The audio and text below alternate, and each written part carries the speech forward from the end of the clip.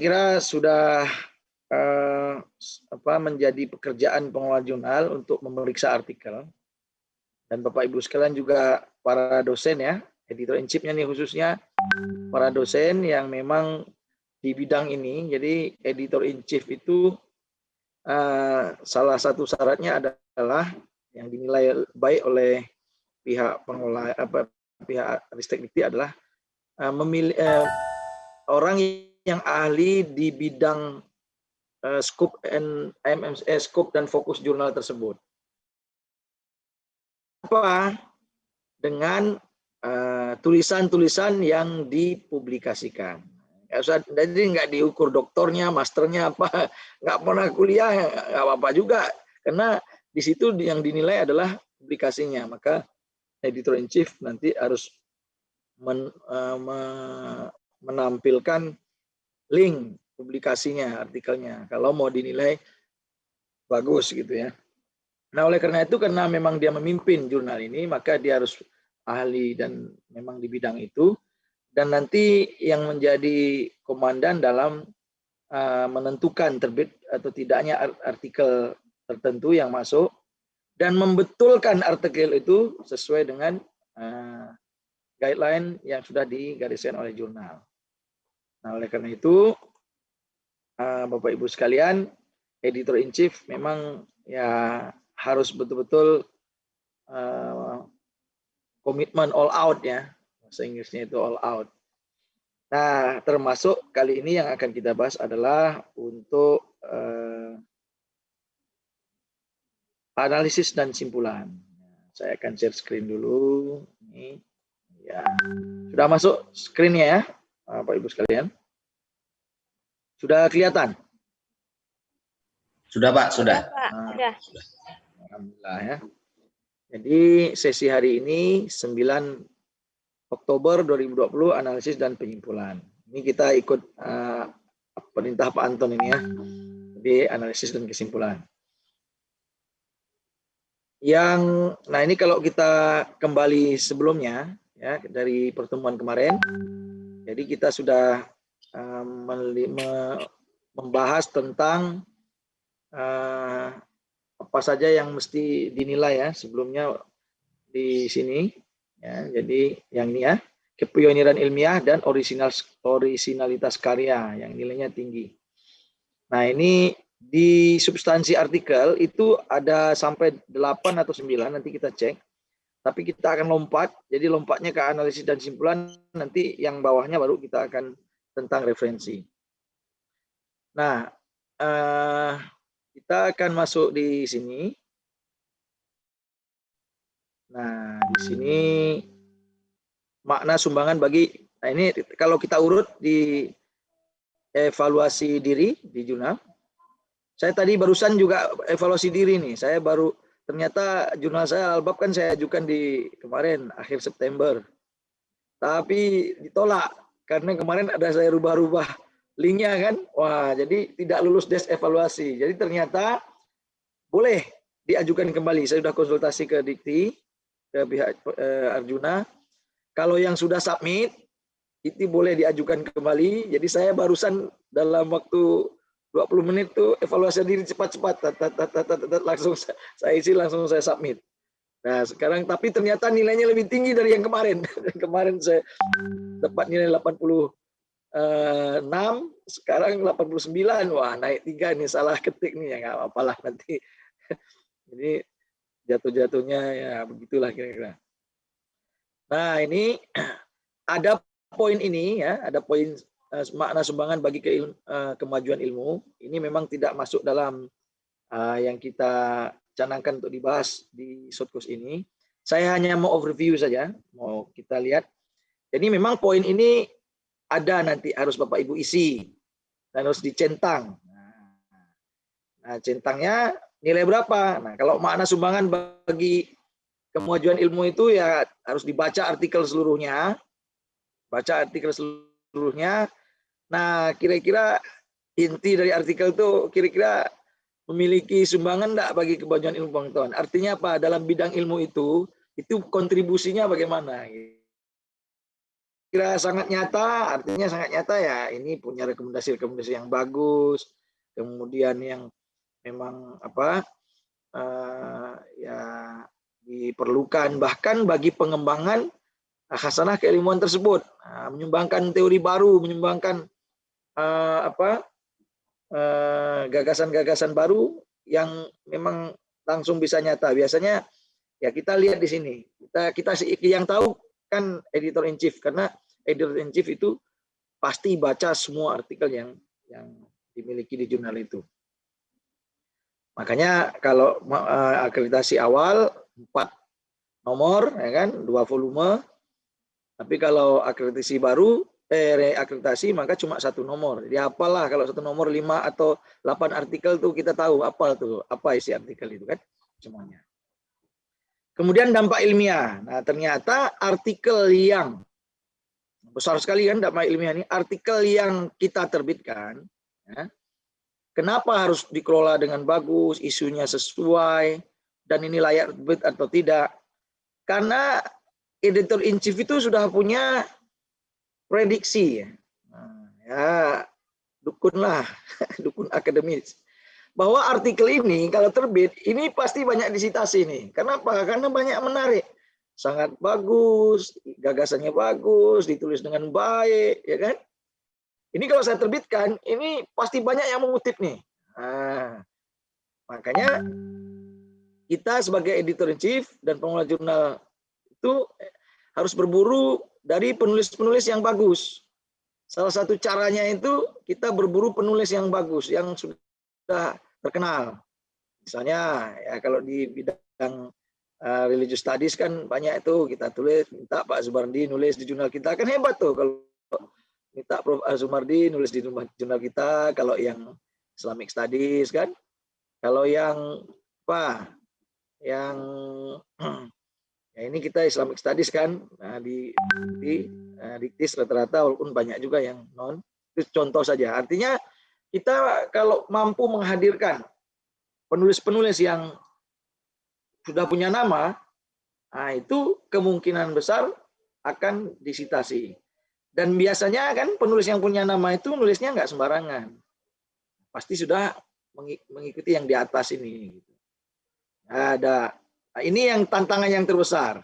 Tantangan terbesar ini, editor in chief itu untuk mencari artikel yang bagus itu yang hebat, yang sudah ternama. Nah, saya di Al-Albab juga penulis-penulis yang hebat-hebat itu belum mampu saya hadirkan. Ada beberapa saja. Nah, ini tantangan memang berat. Ini biasanya pakai hubungan personal. Nah, misalnya saya pernah minta tulisan dari ya salah satu penulis dari Aceh yang memang penulis produktif, bagus tuh kan. Tapi baru dijanji ini, tapi katanya belum selesai tulisannya. Ya, berarti beliaunya masih ada prioritas yang lain, ya kan? Tapi udah oke kan gitu kan. Nah, seperti itu kita harus sabar juga. Nah, biasanya penulis-penulis seperti itu ini akan membantu kita mendongkrak citasi, ya. Jadi sangat tinggi citasinya, gitu ya. Nah, itu 2 poin yang sangat penting dan nilainya 3 dan 5 yang kalau dilakukan dengan baik maka akan mendongkrak nilai akreditasi kita. Nah, kita sekarang masuk di ini ya. Oh, kok ini lagi ke sini ya, kita. Nah, sekarang analisis dan sintesis. Ya, itulah yang hari ini. Jadi pembahasan. Kemudian penyimpulan. Berapa skornya? Di evaluasi diri itu kalau sangat baik itu 5, besar kan? Besar sekali itu. Penyimpulan itu 3. Ya, jadi ya kalau cuma baik atau cukup masih dikasih 1 tuh. Kalau ada aja pembahasan, ya kan? Jadi saya kembali ke sini ya. Yang dimaksud dengan mana tadi? Ya, dimaksud dengan pembahasan itu yang mana? Jadi result atau hasil dan discussion itu ada yang menggabungkan, ada yang memisahkan. Nah, termasuk conclusion. Saya pernah menemui jurnal yang di dalam author guideline atau template-nya ini nggak ada conclusion-nya. Berarti kita harus mencari di sini nih biasanya. Result dan discussion itu disitulah gabung ini 3 ini jadi satu. Imrat itu kan sini 3 jadi satu. Discussion itu ada result-nya, ada conclusion-nya. Result itu apa? Yaitu data-data, temuan-temuan data. Discussion-nya apa? Ya analisisnya. Ya kan? Karena konklusinya aja dalam analisis itu, pembahasan itu dia biasa langsung disampaikan konklusi-konklusinya. Yang namanya menganalisis atau membahas itu kan ada data, ada teori, diramu, dibahaskan, didiskusikan, sehingga penulis itu menarik kesimpulan-kesimpulan. Sehingga nanti di kesimpulan, kalau yang pakai kesimpulan, itu kesimpulan secara umum. Tapi kalau di pembahasan itu biasanya kesimpulan awal satu, yang ini kesimpulan nanti di luar. Tapi ada juga yang semuanya sudah disimpulkan di situ digabung. Nah ini pilihan. Nah sekarang kita lihat apa maunya asesor, ya kan? Apa maunya asesor. Nah jadi gini. Jadi maunya asesor ternyata disuruh melihat ada enggak itu poin hasil dan pembahasan. Nah, kan di situ kan. Seharusnya mengandung apa? Mengandung what and how, deskripsi finding atau temuan. Jadi bukan cerita secara detail setiap angka dan gambar atau tabel, tapi findingnya apa? Nah, what itu findingnya apa? Temuannya apa? Jadi sudah dijelaskan nih temuannya di situ. Ya. Apa namanya di dalam result atau di situ finding. Ya. Kemudian why? Kajian saintifik dari finding tersebut, keterkaitannya dengan konsep-konsep teori yang sudah ada dan aspek-aspek saintifik lainnya sesuai dengan kekhasan bidang ilmunya. Nah, di sini nanti berkaitan dengan referensi yang mutakhir ya. Karena apa? Karena memang keterkaitan dengan konsep-konsep teori yang sudah ada di bidang ilmunya. Nah, gitu. Nah hal ini memang susah. Kita mencari artikel yang seperti ini kan, tapi kita bicara ideal ya. Kita bicara ideal dan kita berusaha untuk mengarah ke sana. Kalau kita lihat jurnal-jurnal kita ya, memang wah berat sekali. Tapi ya kita usaha, namanya kita usaha. Nah kalau ideal semua itu kan memang cinta satu kan. Nah gitu. Jadi tapi kita mengarah ke sana semampu mungkin. Kalau ada masuk artikelnya memang parah benar gimana juga kan. Ya, tapi kita usahakan, kita tarik semampu sampai di mana perbaikan itu bisa dilakukan. Nah, nanti di sana akan dinilai. Makanya asesor juga bijak ya. Karena apa? Tetap saja mengacu artikel yang masuk seperti apa, komentar reviewer seperti apa, yang terbit nanti seperti apa. Kelihatan itu. Nah, proses itu sebenarnya yang dihargai. Ya, yang dihargai oleh asesor. Kemudian what else? Apalagi yang lainnya? Apakah hasil-hasil temuan atau finding tersebut sesuai atau tidak? Atau lebih baik atau tidak? Atau dibandingkan dengan penelitian sebelumnya. Jadi memang di sini ada kajian teori, jadi ada data didiskusikan dengan teori, ya kan? Yang sebelumnya ini why. What else ini ada juga data didiskusikan dengan temuan-temuan hasil penelitian terdahulu.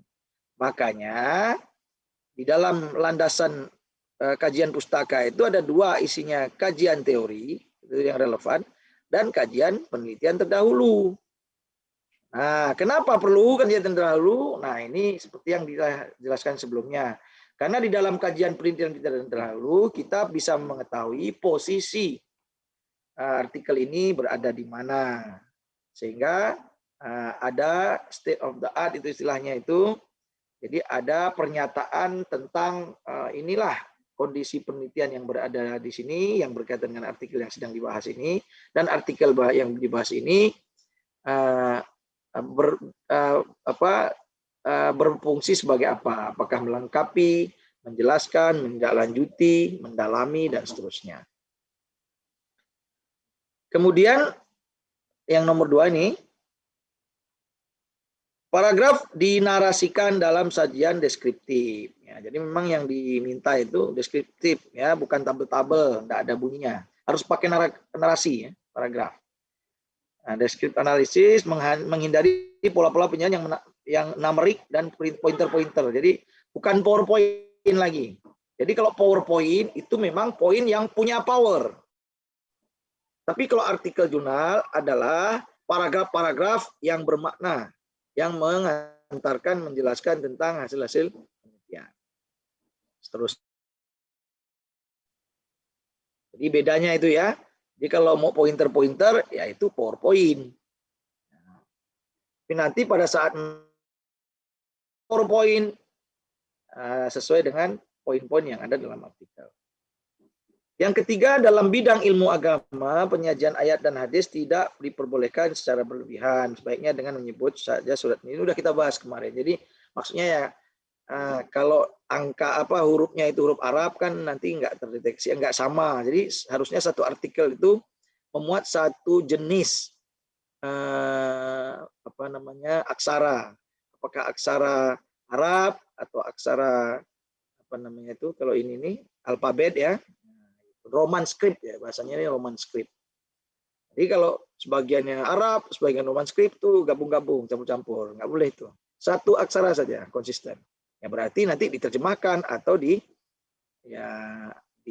sesuai dengan transliterasinya gimana. Kalau mau tulisan Arabnya itu Bismillahirrahmanirrahim misalnya, ya tulis BIS MILA LLAH misalnya, seterusnya kan.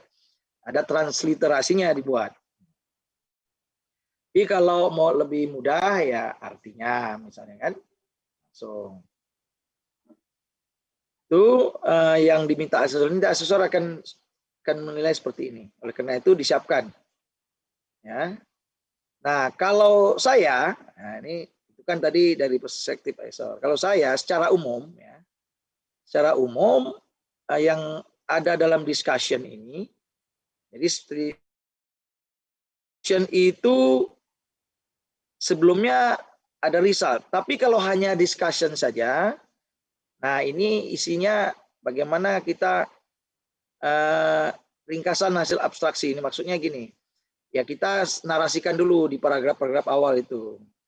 Paragraf awal narasikan, diringkas apa ini isunya ini bagaimana kan, dengan temuan kita mengacu yang depan ini. Kemudian setelah itu ya kita refleksikan finding tadi, refleksikan dengan, jadi cara mendiskusikan antara data finding, ya, dengan teori itu berarti kita dengan cara merefleksikan secara diskursif ya, kita dialogkan, sehingga apa, hal-hal apa aja yang sebelumnya bermakna pada data yang kita peroleh, finding yang kita peroleh itu. Ini agak nanti saya tunjukkan dulu. Mungkin ya, ini agak ada masih terslip nih, kata ini saya buang dulu. Ya. Kemudian hasil penelitian, di mana bedanya dengan penelitian sebelumnya. Kita di dalam discussion itu kita perlu tunjukkan.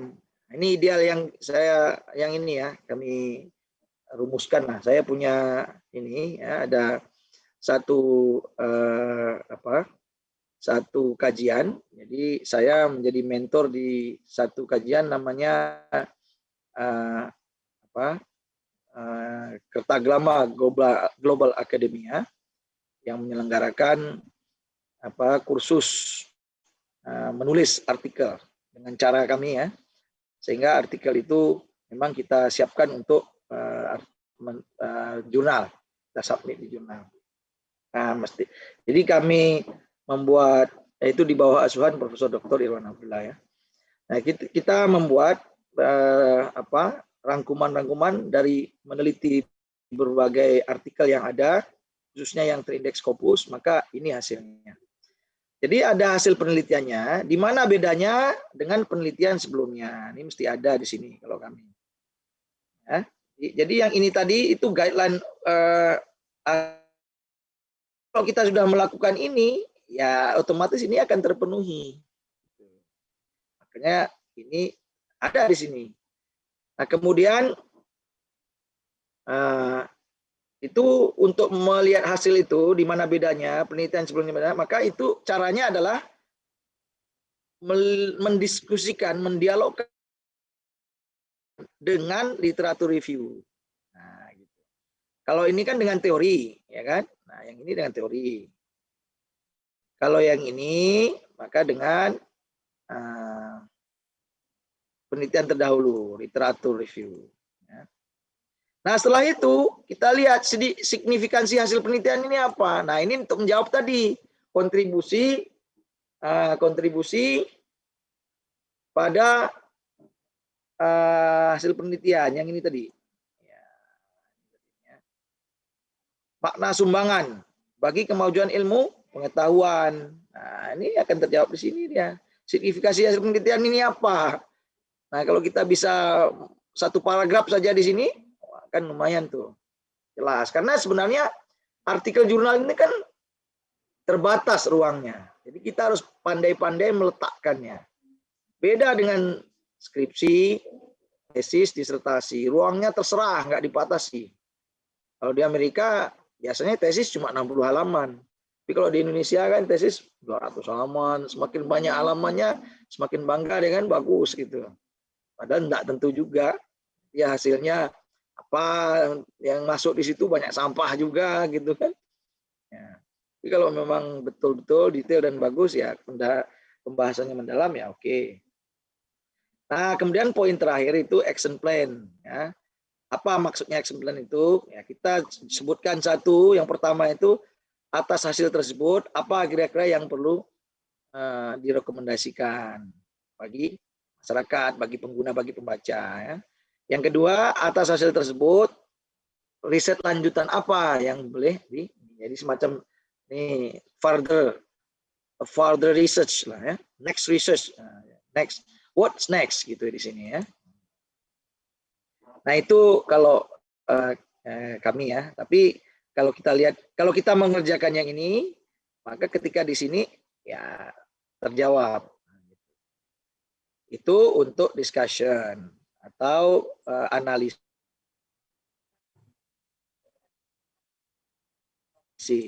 yang di dalamnya findingnya dan pembahasannya. Oke. Sekarang kita lihat yang ini kesimpulan. Ya, kesimpulan berapa nilainya tadi? Penyimpulan nilainya 3 ya. Nilainya 3. Ya. Kesimpulan itu harusnya begini ini. Kesimpulan itu menjawab permasalahan atau tujuan penelitian. Jadi kalau nggak ada jawaban atas ini berarti apa sih? Jadi maksudnya begini, itu kan artikel. Di dalam artikel itu, jadi nampak, jadi menjawab pertanyaan-pertanyaan. Jadi kemarin sudah saya sampaikan artikel itu apa beda artikel dengan hasil penelitian atau laporan penelitian. Kalau penelitian itu sudah dilakukan ya, artikel itu adalah tulisan hasil dari penelitian yang dilakukan. Nah, makanya di sini di dalam artikel itu nanti tidak ada kata-kata penelitian lagi, tetapi artikel ini menunjukkan bahwa hasil-hasil yang dilakukan dalam penelitian yang jadi landasan dari tulisan artikel ini dijawab dengan baik. Terjawab ya. Selain itu dapat juga menghasilkan konsep-konsep yang ini yang kebaruan. Ini tawaran kan bagus kalau udah dapat hasil konsep baru berdasarkan fakta analisis yang ada. Kemudian ada guideline-nya juga, jangan terkesan melakukan pembahasan lagi. Jadi di kesimpulan tuh nggak boleh membahas lagi. Yang namanya kesimpulan kok bahas lagi. Kalau membahas adalah di discussion. Jadi kemudian boleh ditambahkan implikasi ya, atau saran ya, boleh di sini. Jadi saran yang konkret. Ya, tadi di dalam discussion tadi kan ada ya boleh itu letak saja. Tapi kalau sudah ada di discussion ya nggak usah lagi ada di kesimpulan. Tapi kalau mau ditaruh di kesimpulan ya berarti discussion tadi yang di sini nggak usah action plan. lainnya. X9 ini boleh secara luas dibahas dengan rapi, tapi nanti di kesimpulan ya mungkin saran secara ringkas. Kesimpulan sarannya apa? Kemudian selanjutnya sebaiknya ditulis dalam bentuk paragraf. Memang ya paragraf. Ya, jadi kalau pointer-pointer nanti nilainya ini bukan dalam bentuk item bernomor. Tapi kalau terpaksa paragraf 2, paragraf apa gitu. Tapi kalau terpaksa ya ada nomornya tapi isinya paragraf. Nah, itulah kira-kira. Mungkin kita lihat artikel Bapak Ibu sekalian. Kemudian yang terakhir, jangan ditulis dalam bentuk subbagian. Ini kesimpulan. Ada bagian terakhir itu penutup, kesimpulan, kemudian saran. Nah, itu enggak boleh, enggak usah. Langsung paragraf aja, langsung paragraf saja. Nah, itu ya. Nah, ini kalau ya konsep kita ya. Jadi sebenarnya temuan itu mengisi apa? Temuan yang tak terduga ya. Kalau bisa ada temuan yang tak terduga, maka jelas di sini sesuatu gitu ya. Ya memang ini artikel ini kontribusinya sangat besar. Ya, kalau memang artinya begini, orang tuh baca ini nih ada sesuatu gitu loh. Kalau orang baca ini tapi oh ya ini wajarlah ini memang begitulah. Itu berarti kan nggak ada yang baru gitu ya. Kemudian di dalam conclusion juga boleh disampaikan metode konsep yang dipakai mampu menjawab. Jadi artinya di dalam conclusion itu bahwa dari data dengan analisis tentang konsep itu memang terjawab pertanyaan penelitian. Melalui pertanyaan penelitian itu dijawab melalui data finding dan konsep tadi di sini. Artinya ada jawabannya di sini. Kan memang conclusion kan tadi harus menjawab kan? Nah, jadi ini menjawab kesimpulannya. Kemudian di sini perlu disampaikan ketegaskan keterbatasan tulisan. Jadi satu artikel itu tidak mungkin menjawab seluruh persoalan yang ada. Jadi harus spesifik, khusus dan menukik ya. Sehingga apa ya? Sehingga orang kan tahu oh ini memang betul-betul fokus. Tulisan itu fokus, enggak kemana-mana. Sehingga apa? Seperti si lebay Malang. Si lebay Malang itu mau menjawab semuanya. Pak, ini ada kawin di sini. Boleh? Oke, saya pagi. Sana lagi Pak, ini sore hari ini. Satu hari dia jadwalkan 10. Akhirnya dia pergi sana udah terlambat, ke sini udah terlambat, ke sini udah terlambat. Apa? Karena mau menjawab semuanya. Jawab aja satu fokus gitu ya. Kalau di penelitian kualitatif kan fokus penelitian. Kalau ya itu istilah saja, udah sama aja sebenarnya. Yang penting itu ada penelitian atau pertanyaan penelitian, fokus penelitian. Saya kira itu ya Bapak Ibu sekalian. Setelah itu kita diskusikan. Jadi untuk sesi Senin kita akan bahas kepustakaan ini dan kita akan cek jurnal Bapak Ibu sekalian nanti ya agak inilah kita cek lagi satu-satu supaya kelihatan. Silakan Bapak Ibu siapkan. Dan ini semua yang kita bicarakan adalah untuk ke depan ya, bukan untuk sekarang. Kalau yang sudah terbit jangan diutak-atik lagi. Nah, kenapa? Karena diutak-atik lagi nanti malah itu mencederai ya penerbitan. Apalagi apa? Karena kalau sudah online itu sudah terekam oleh mesin pengindeks. Nah, kalau sudah terekam oleh mesin pengindeks nanti dia ada double di situ, itu akan menjadi masalah. Nah, misalnya begitu sudah kita online kan artikel sama dia. Besok lagi kita cabut, kita ganti lagi, nanti akan dua judul nanti terekam sama dia. Nah, susah nanti. Ya. Apalagi kita mungkin bisa tapi kita nggak bisa menghapus juga di situ karena orang mencari nanti di internet kan nggak bisa kita kontrol ya. Nah, terekam oleh mesin pengindeks. Saya kira itu Bapak Ibu sekalian. Jadi ini untuk materi kita analisis dan penyimpulan. Silahkan ada yang ditanyakan. Nanti ini saya kasih ya, sekalian. Silakan kalau ada yang mau ditanyakan, nanti kita cek satu-satu, kita bahas ya. Ini ada nggak nih ini ada Nur Asmawati, standby. Pak Amiruddin ini, standby terus, mantap nih Pak Amiruddin, orang Aceh ya. Mantap. Assalamualaikum Pak. mau nanya. Waalaikumsalam, Bu Nur Asmawati ya. Saya Pak, Bu Badrah dari Arisalah. Oh, Bu Badrah, ya silakan Bu Badrah. Kalau yang masuk ke jurnal kami kan selama ini rata-rata itu apa ya, kayak tugas kuliah gitu, tapi diperbaiki lah. Ya intinya sih lebih banyak pengulangan ya, karena kan ya itu ngumpulin artikel itu sulit gitu. Ada juga beberapa yang ada kebaruannya, tapi mayoritas sampai saat ini adalah ya tugas mahasiswa S3 lah, kita disuruh bikin artikel oleh dosen lalu kita kumpulkan.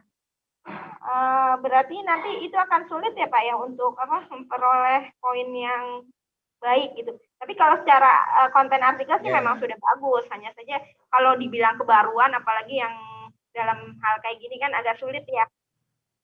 Jadi gimana tuh Pak? Baik Ibu Badrah, jadi memang seperti yang saya sampaikan tadi, kita berusaha. 6 itu kan nilai ideal. Ya. Kalau bisa ideal, semuanya kita penuhi, alhamdulillah. Kalau enggak, ya berarti kan ya begitu, apalagi cuma tugas-tugas kuliah. Tapi saya pesan kepada Ibu Badrah, artikel-artikel itu sebelum diterbitkan, dicek plagiarisme dulu, cek similarity dulu. Apalagi tugas-tugas kuliah itu riskan. Isinya kan banyak teori-teori yang sudah ada gitu ya. Tugas-tugas kuliah itu biasanya kan banyak teori-teori yang sudah ada dari diktat-diktat, masuk ke situ, copy paste. Pastikan untuk dicek similarity, cek plagiarisme. Karena kalau itunya tinggi, itu mempengaruhi nanti. Nah, ya apalagi nanti untuk penulisnya sendiri.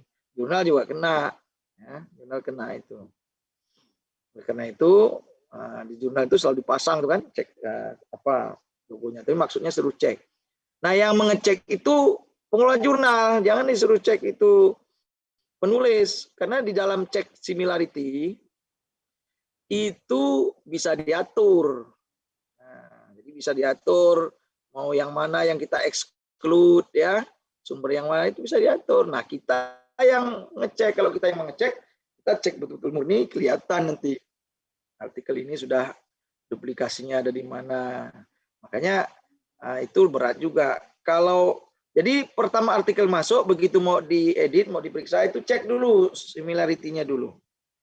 Supaya apa? Supaya tidak kerja 2 kali. Nanti belum dicek similarity-nya, sudah dikerjakan gini gitu. Ternyata begitu cek similarity udah bagus, udah kita edit, ya udah proses semuanya, similarity-nya tinggi. Waduh, susah tuh nanti. Nah, jadi cek similarity itu di awal, saat sebelum artikel itu diapa-apakan, baik cek dulu supaya nanti tidak kerja 2 kali. Apalagi kemudian kita tertipu oleh yang bagus artikelnya. Saya pernah soalnya ini bagus artikelnya di awal, begitu udah dikerjakan nih, begitu dicek ternyata dia banyak ngopi paste situ, bahkan ada hampir separuh lebih. Nah, ini susah sekali nih kalau udah kayak gitu. Energi sudah kita tuangkan di situ, semua banyak investasi energi dan pikiran semua, tahu-tahu susah memperbaikinya kalau terlalu banyak. Akhirnya kita pagari dulu dengan itu. Begitu ya, Bu. Siapa tadi bilang ya, Bu Badrah. Mohon maaf Pak, kalau misalnya ini kan yang udah ada ini kan, alhamdulillah saya udah keluar tintanya nih. Nah, udah lewat lah ya, tinta 5. Udah ini, tapi kan nanti mau ngajukan lagi rekreditasi. Itu nanti yang diceknya yang baru aja apa semuanya harus dicek ulang? Yang baru aja kan? Yang barulah yang ke depan. Kalau udah terbit nggak bisa lagi Bu. Kalau udah terbit tuh sudah nggak bisa lagi kita apa-apain. Jangan diapa-apain lagi, sudah terbit apa buat. Nah, kalau ada yang ternyata terbit juga di tempat lain atau double terbit, maka kita tarik. Tapi kalau punya Ibu yang baru, mungkin yang ditarik yang ditarik yang baru ya, yang ditarik yang baru. Tapi sebenarnya ditarik dua-duanya supaya penulis tuh misalnya terbit di tempat A, kemudian terbit tempat kita juga. Tapi kan kita nggak bisa ngontrol di tempat A sana. Kalau duluan terbit di tempat A sana, matilah punya kita yang harus kita tarik. Terus ini Pak, sebenarnya sebaiknya dua-duanya ditarik. Retrak namanya. Satu penulis itu dia misalnya udah punya bukunya tentang tema tertentu gitu. Akhirnya dia buat di jurnal satu, ini jurnal yang lainnya. Temanya sih hampir mirip, tapi memang kontennya berbeda. Itu bermasalah atau gimana? Karena udah ada di bukunya sebenarnya. Dan penulisnya sih dia-dia aja. Ya, baik, itu pernyataan penting sekali untuk mengelola jurnal. Makanya kembalinya kepada cek similarity.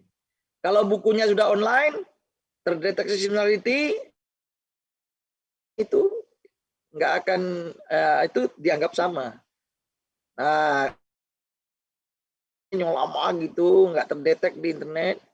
Tapi ada kemungkinan kan buku itu di online kan kalau kedetek ya itu. Tapi kalau kita tahu harusnya nggak boleh. Karya itu karya yang sama, gagasan yang sama, mestinya hanya terbit sekali, gitu kan. Nah, tapi karena kalau memang itu di buku kemudian di sana dan tidak diterbitkan itu ya nanti jurnalnya aman. Kita akan menjaga jurnal kita ya. Kalau urusan lain lagi, kalau urusan penilaian untuk penilaian angka kredit segala macam itu malah lagi ketat lagi.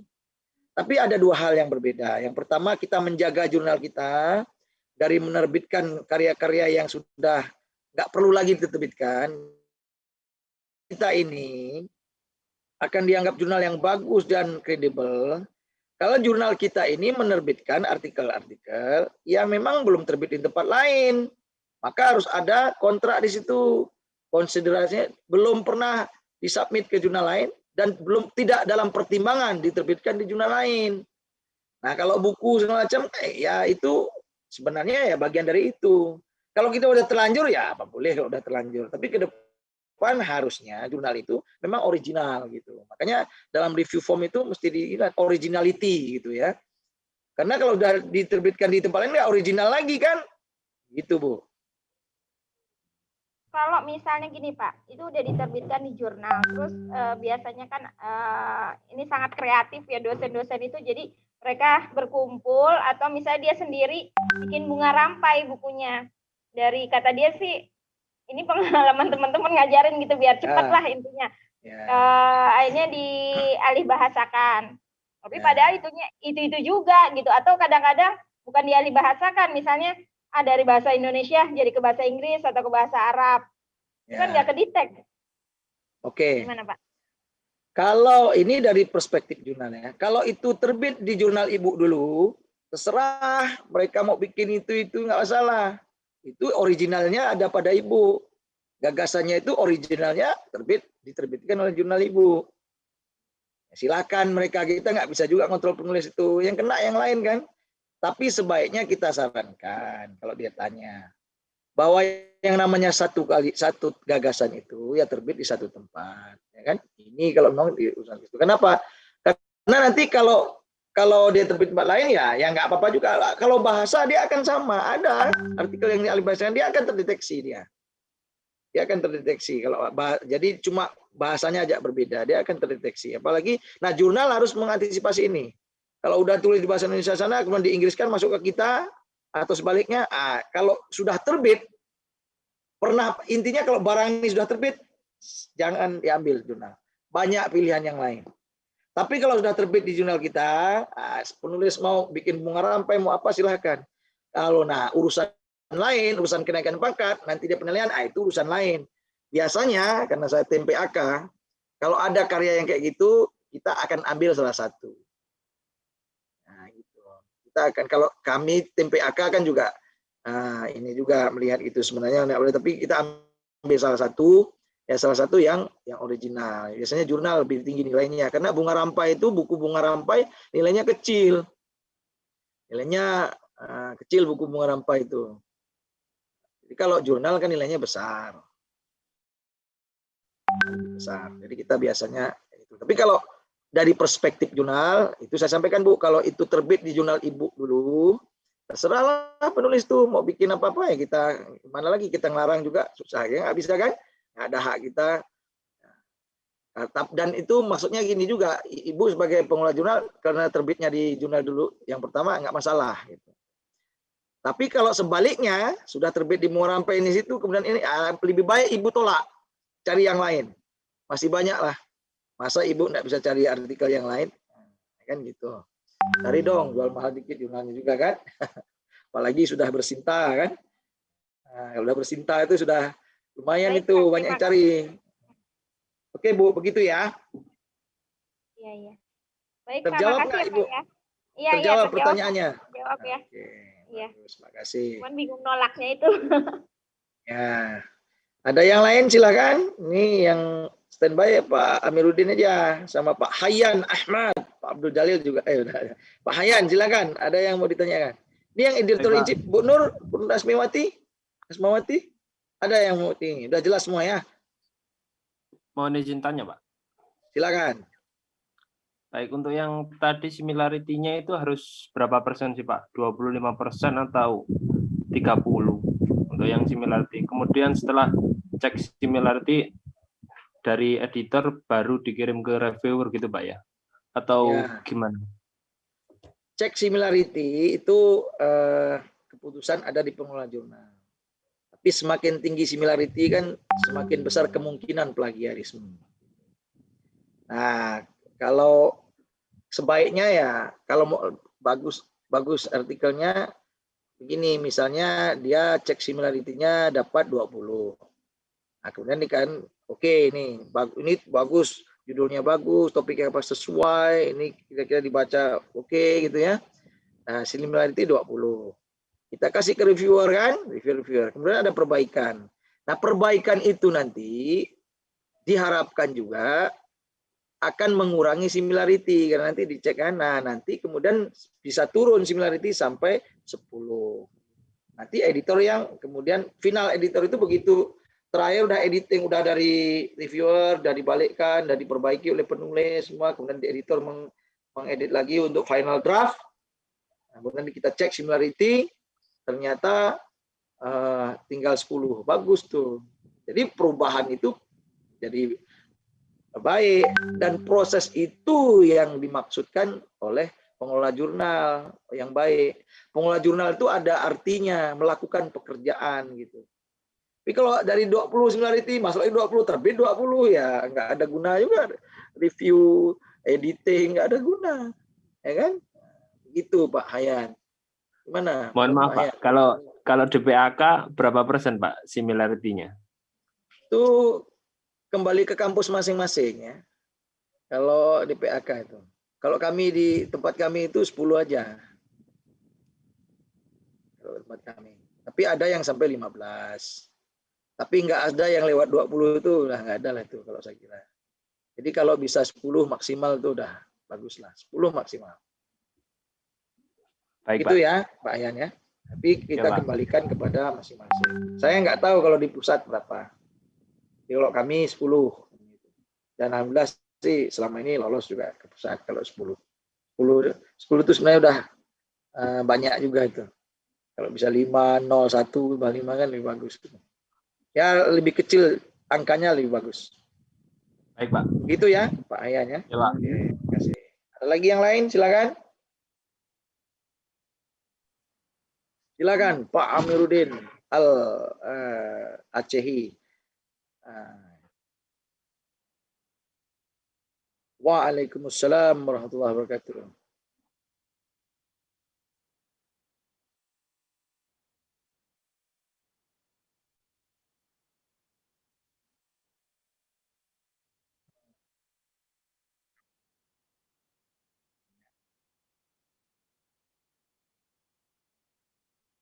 Oke, baik.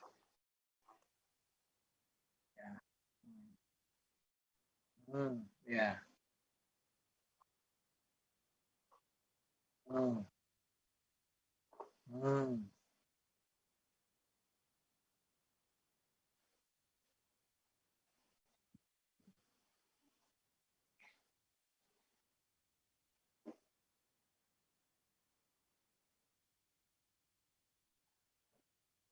Baik, terima kasih Pak Amiruddin. Untuk contoh-contoh, ntar lagi kita cek di Alabab aja nanti ya, karena itu kan yang ini kita contoh. Kemudian untuk yang belakang dulu yang kita bahas. Jadi Turnitin dengan Ceklorism yang lain itu cara kerjanya sama. Tapi ada yang gratisan, ada yang berbayar. Kalau yang gratisan itu biasanya ya tingkat hasilnya itu kurang detail ya, kurang bagus. Tapi kalau yang berbayar, Turnitin ini yang berbayar. Dan ada apalagi tuh, Grammarly itu yang berbayar juga ya. Nah, cara langganannya begini, itu mahal Pak. Turnitin itu langganannya harus kampus. Ya, kampus itu kalau nggak salah nanti langganannya ada paket minimal, paket-paket tuh. Paket misalnya paket 50 akun itu sekian puluh juta gitu. Nanti 50 akun kan, padahal kita perlu dia per tahun lagi. Nanti ada expirednya 1 tahun. Jadi misalnya sekian puluh juta itu saya nggak tahu pasti nih. Karena saya tinggal pakai, saya dikasih akun. Padahal akun satu itu bisa dipakai banyak sekali setahun. Jadi sebenarnya yang paling bagus kalau menurut saya ini kerjasama. Jadi begini, saya punya akun. Akun ini dibagi oleh negara. Jadi karena saya punya akun, ya saya gunakan ya akun ini untuk bantu jurnal-jurnal yang ada. Kalau ada, saya sempat mana perlu, udah sini saya bantu gitu. Jadi saya mau berapa, cuman ya capek juga gitu kan.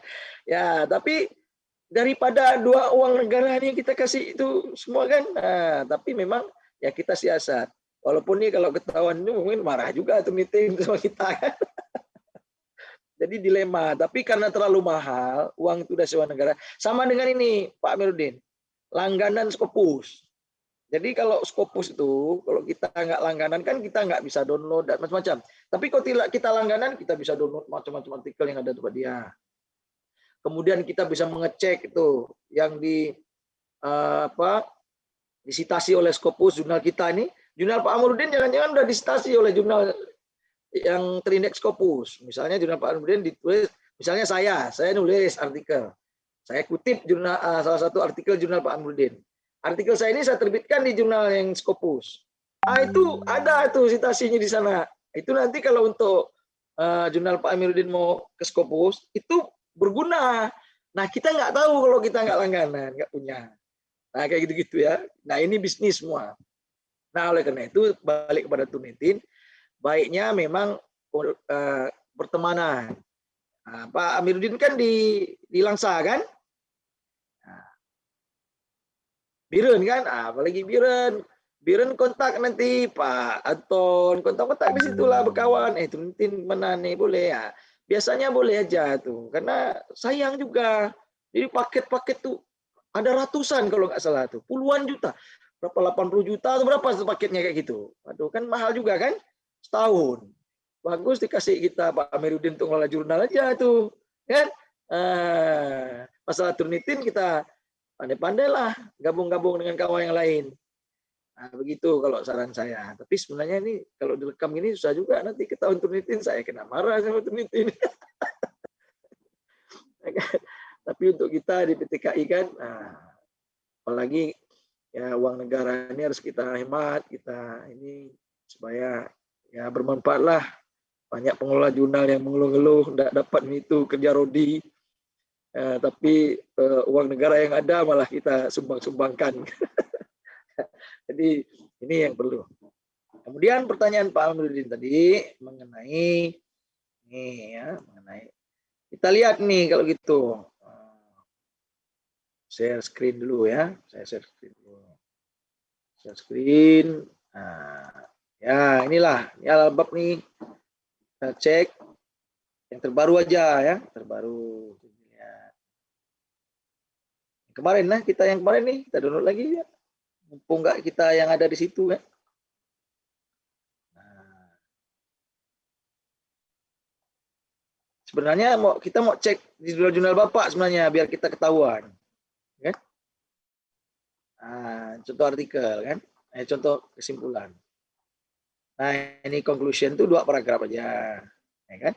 2 paragraf itu bisa paragraf pertama ini tadi yang memenuhi hasil-hasilnya, yang tadi ini kan. Paragraf 2 ini ya berkaitan dengan further studies di sini. Itu aja nggak apa-apa. Ini sebenarnya ini include ya, tapi ini saya gabung. Sebenarnya ini awal, ini hasil penelitian dari krisis kemudian kita tunjukkan. Jadi kan contoh ini, ya kan? Di sini ada poin. Therefore, humans need liturgy as a celebration of faith, revealing that humans only exist and are meaningful in life when in a relationship with God and other human. Ini dalam Katolicisme, ini orang Katolik ini. Jadi memang di sini kesimpulannya bagi umat Katolik itu liturgi itu adalah sebuah selebrasi tentang keimanan khususnya. Ini karena ini studi agama-agama kita bicara Katolik ya. Di sini nih kayak gini. Nah, kemudian di sini terusnya sampailah saran di sini. Jadi ada ini kan ada saran nih. Jadi misalnya gini. Gereja itu menyadari bahwa memberikan kesempatan ya kan untuk budaya lokal. Jadi ini isunya kan bagaimana memasukkan budaya lokal dalam mendesain liturgi. Liturgi itu kongregasi ibadah lah gitu ya. Nah, yang tidak sesuai sehingga dalam Katolik itu kemarin ada perdebatan tidak boleh memasukkan budaya lokal dalam ini. Ternyata untuk menghindari itu dia bilang, nah ini kan berarti kan ada ini saran nih, action plan-nya nih, to prevent this, untuk menghindari konflik. Bagaimana liturgi itu kemudian menjadi masalah pada lagi kaitannya dalam memasukkan budaya lokal karena kebiasaan-kebiasaan mereka, maka gereja harusnya menerbitkan guideline yang jelas ya untuk gereja-gereja lokal itu sehingga mereka bisa mengikuti aturan dari atasan. Di Katolik kan ya sentralisasi ya. Nah, jadi semua diatur dari pusat sehingga gereja ini merasa takut kalau mau memasukkan itu yang membuat hal-hal baru. Dia harus ikut dari pusat, dari atas sana, dari Vatikan terus sama perintahnya satu. Nah, itu ya Pak Amiruddin ya. Kalau lihat dari sini mungkin nanti baca download artikelnya boleh. Nah, dibaca sambil belajar bahasa Inggris. Pak Amiruddin kan pandai bahasa Inggrisnya kan. Nah, itu aman tuh nanti. Begitu Pak Amiruddin. Apa sudah jelas kira-kira?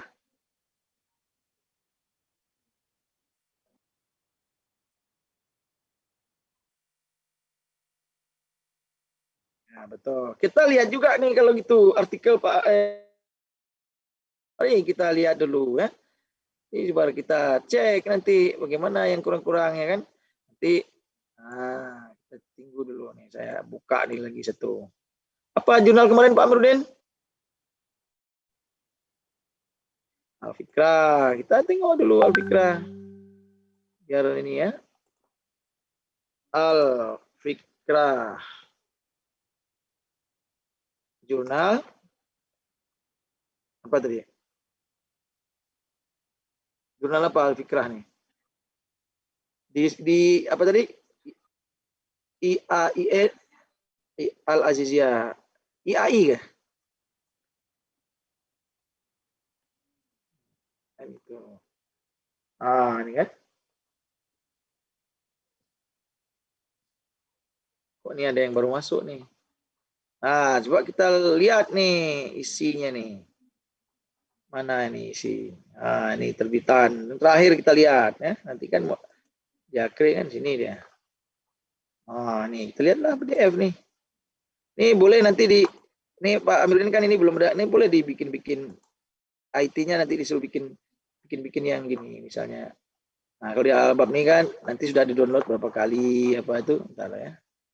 Kelihatan. Nih kan. Buat kayak gini ya. Nah, nanti ini semua ini nanti ada muncul ini apa namanya itu linknya ke profil dia. Tapi karena ini penulis profilnya dia waktu register tidak lengkap, jadi gitu ke klik ya nanti ini kurang ini ya. Oke, kita lihat dulu punya Pak ini tadi Pak Amiruddin. Kita lihat di sini tadi sudah dibuka. Kita buka dulu PDF dulu nih. Ya.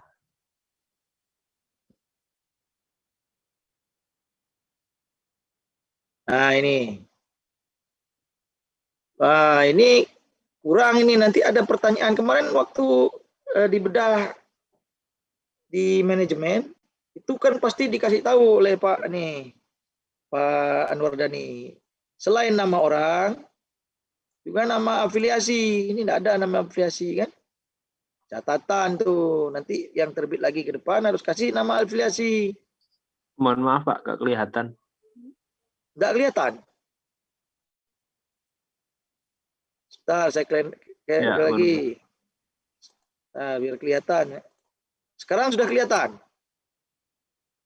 sudah Pak. Ini enggak ada kan afiliasinya kan?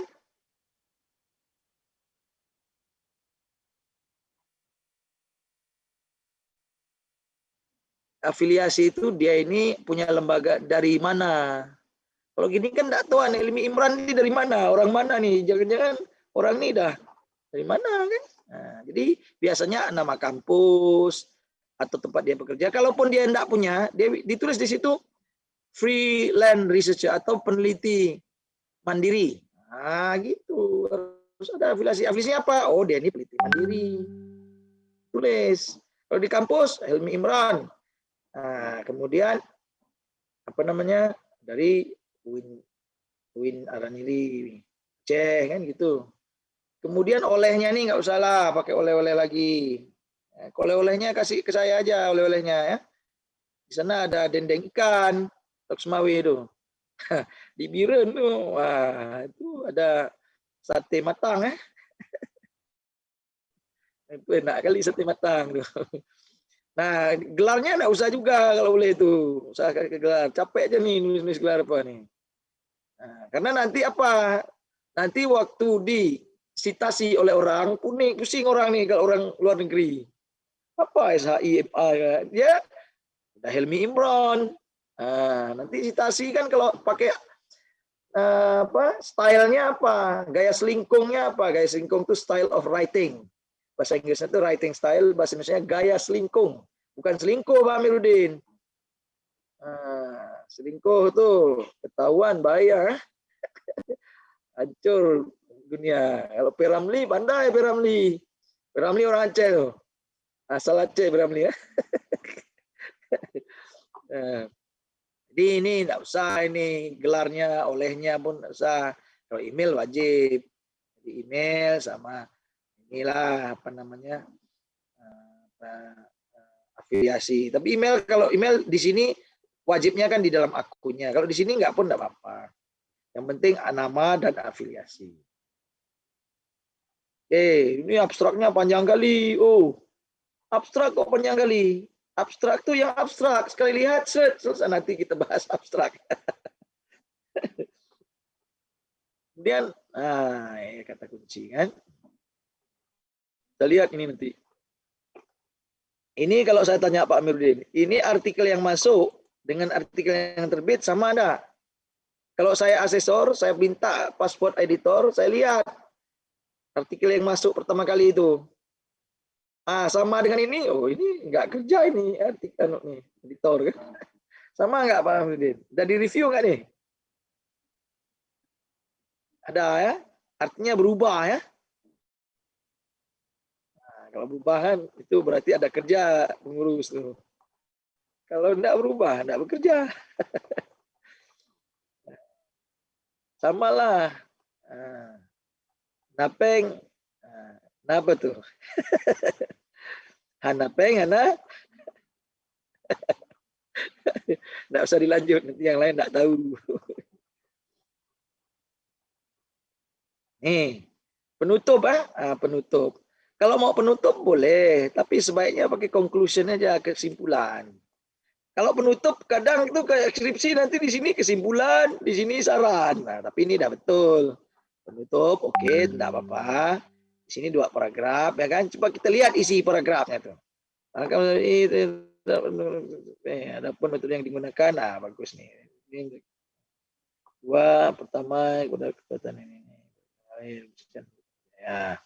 Selain 2 bentuk tersebut, bila ternyata ada bagian tertentu yang kita dan pendapatnya sesuai dengan karena itu demikian sebaiknya dalam penyebutan itu yang digunakan ya ini kan ada saran nih, oleh karena demikian sebaiknya dalam penyebutan metode tarjih yang digunakan dalam mentarjih pendapat Syar'i ini ditambah menjadi 3 bentuk. Ini kan sudah ada saran di sini kan. Tapi memang untuk further research belum ada, tapi nggak harus juga. Kalau ada further research di sininya, di discussion-nya akan lebih baik ya.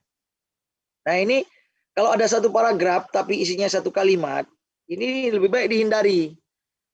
Jadi kan nanti ditanya, apakah pengertian kalimat? Pak Amiruddin udah tahu belum apa yang disebut dengan kalimat?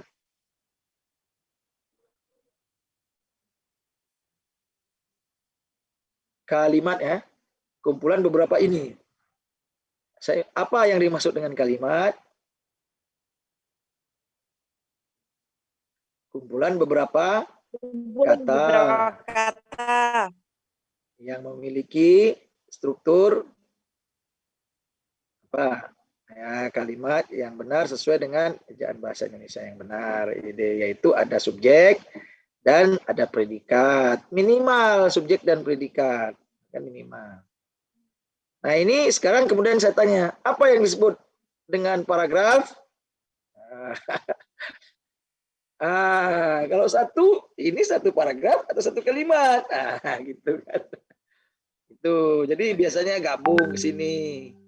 Berarti ini paragraf yang belum selesai, kan gitu. Karena baru memuat ide pokok. Belum ada penjelasan dari ide pokok, kan? Paragraf itu kan memuat ide pokok, kalimat yang ide pokok dan kalimat-kalimat penjelas. Kan? Tuh, udah paham semua lah, pandai semua. Apalagi di sini kan ada dosen bahasa Indonesia nih. Saya cuma ikut aja.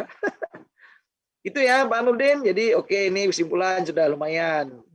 Tinggal kalau kita lihat ini ya pembahasan tadi. Baik, terima kasih nih Pak Amiruddin. Ada lagi yang lain yang mau ini? Nah, mau tanya, silakan. Izin Pak. Siapa? Pak Iya, Egi Pak. Sukma Baihaqi. Dari mana Iya, ini? Pak. Jurnal apa? Jurnal Kans Filosofi ya Pak. Kans Filosofi. Dari Jember itu ya? Dari Jember. Bukan yang kemarin hutang 4 tahun itu Pak. Dari mana tuh? Dari STP Sadra Pak. Oh, Jakarta ya, Sadra ya. Iya betul. Oke, silakan Pak Egi Sukma Baihaqi. Iya Pak, seperti yang kemarin saya sampaikan bahwa kami mewarisi hutang 4 tahun itu Pak. Dari 2016, ternyata kan waktu itu jurnal kami mati dan kemudian website OJS juga tidak bisa diakses sama sekali. Terakhir kali sebelum saya menjabat, akhirnya semua data OJS itu hilang Pak. Ya. Semua data itu hilang, akhirnya kami membuat website yang baru. Ya. Nah, terkait tadi double citasi, kami akhirnya mengupload ulang artikel-artikel PDF kami yang versi yang sudah terbit itu. Apakah masalah atau tidak, Pak? Baik, pertama ya selamatlah sudah merecovery ya, karena itu pekerjaan berat sekali. Ya, saya mengalami juga. Jadi Al-Albab itu awalnya saya bikin sendiri, beli sendiri web hostingnya, bikin sendiri, kemudian saya bikin baru. Maka saya lakukan seperti yang dilakukan Pak Egi. Dan masih tercatat memang yang di web lama dan yang di web baru. Itu nggak apa-apa, nggak masalah. Jadi nanti kan kalau akreditasi kan nanti yang nomor terakhir yang kita usul akreditasi kan. Nah, tapi kan di situ jurnalnya sama. Jadi kalaupun orang misalnya masalahnya kan biasanya muncul ketika mau diajukan tulisannya kan. Kalau untuk jurnalnya sendiri nggak masalah, karena itu kan jurnal yang sama. Nanti kan ada dalam history jurnal. Bapak tulis di history jurnal. Nah, di dalam history jurnal ini begini, dulunya jurnal bernama ini. Begitu nanti ada yang ini kan, kok ada sama, ini kan udah ada di history jurnalnya. Tulis ya, tulis di history jurnal. Nah, kemudian kalau untuk si penulisnya, ya nanti itu kan akan mati kan, jurnal yang lama kan akan mati, dimatikan. Tapi memang masih ada rekam jejaknya. Ya nggak apa-apa, karena ada di history jurnal dan jurnal yang websitenya yang baru itu ada, hidup, akan kelihatan di situ, itu akan di track sampai ke situ. Asesor juga pasti akan menilainya ke situ. Kalau ini sama ya sama, kecuali jurnalnya berbeda. Nah, itu lain soal. Jadi kalau sama nggak masalah. Dan Al-Albab melakukannya, udah seperti itu. Dan karena dulu itu 2012, 2013, 2014 itu pakai web yang lama. Begitu 2015 web yang baru. Nah, karena kemudian sudah dapat ya dari kampus. Begitu ya Pak Egi. Jadi ya, dilanjutkan saja nggak apa-apa. Dengan yang lebih baik. Ya, mudah-mudahan Pak Egi dapat semangat ya. Amin. Berhasil itu. Baik, silakan ada lagi. Kita sampai di sini saya harus sholat Jumat. Itu azannya 11:30. Jadi kayaknya sebentar lagi mungkin ya 5 menit kita tutup ya. Karena apa? Karena memang kalau saya tidak sholat Jumat nanti ini di rumah nih. Saya harusnya tadi mulainya lebih awal, tapi ada kendala tadi di Zoom-nya belum dibuka dan baru selesai juga setengah jam sebelumnya. Teman-teman juga belum hadir kan kalau jam segitu. Ya nggak apa-apa, kita nanti sampaikan kepada pihak Fiktis di Tabdimas bahwa kita akan berakhir lebih cepat. Ya 5 menit lagi karena saya harus pergi ke masjid sholat Jumat. Masih adalah setelah pertanyaan terakhir pertanyaan terakhir kita undang, nanti ini saya kasih ini nanti powerpoint-nya ya. Saya kasih ke grup aja nanti. Ya kan ini sudah ada Jumatan dulu nih Asnawan. Mau Jumatan dulu Pak ya. Oke, kalau gitu kita memang stop saja di sini kalau gitu ya. Nah, itu sudah kedengaran azannya nih. Sana tuh saya tapuk di kamar nih jadi nggak masuk ke laptop Jumatannya. Baik, Bapak Ibu sekalian, di Aceh belum belum. Lama di Aceh. Kalau zuhur aja saya bisa lanjut, tapi karena Jumatan nanti nggak boleh Jumatan sendiri. Baik, terima kasih Pak Amiruddin, Bu Nur Asmawati, Pak Egi yang muncul nih ya, Pak Safrijal Jamaluddin ya. Yang lain bertapuk di balik ini ya kami kami ucapkan terima kasih atas perhatian dan belajar bersamanya.